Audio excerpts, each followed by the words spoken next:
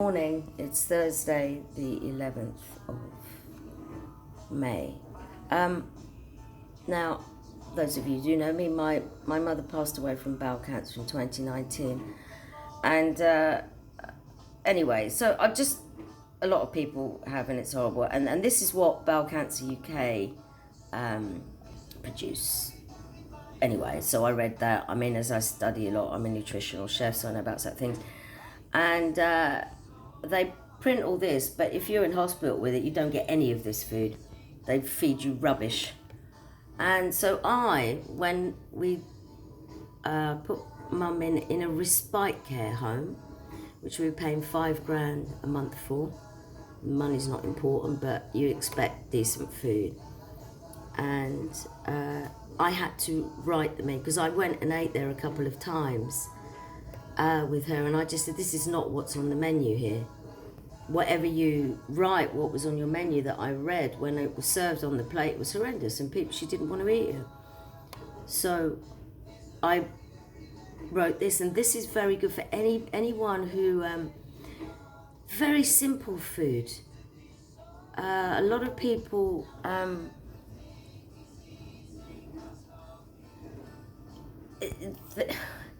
it's very complicated because everyone's individual, but simple.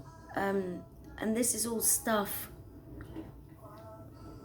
that most people would eat. Nothing like that from them. I made this and I've shared it out. This is very good for all care. I've shared this out freely.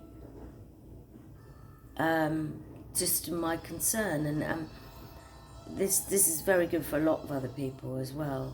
Sick, if you're recovering, need good food, but small portions as well. That's a big thing, is the small portions. If you put a load of plate with food. Hello, Goldfinger. I'm listening to Academy FM right now. A man with a golden gun.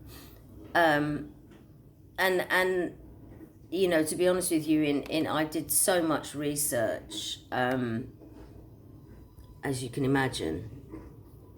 I had to do an agenda. I wrote this agenda because they weren't giving me the answers. And you need to question those health professionals. They will fob you off. A lot of the time, and this was with one, she couldn't give me any answers. I'd managed to get mum off pretty much every single medication she was on, slowly, while she was in the hospital. And she was down just to paracetamol, considering all the drugs they had put her on in the hospital. She didn't need them. And I had said to this woman, they were not, because I had power of attorney over her health, and I said, please do not put my mother on any drugs without consulting me first. They didn't really know what they were doing, to be honest with you. And I have to say, I remember one Saturday, I'm just going to go over here now, it's a lovely day outside.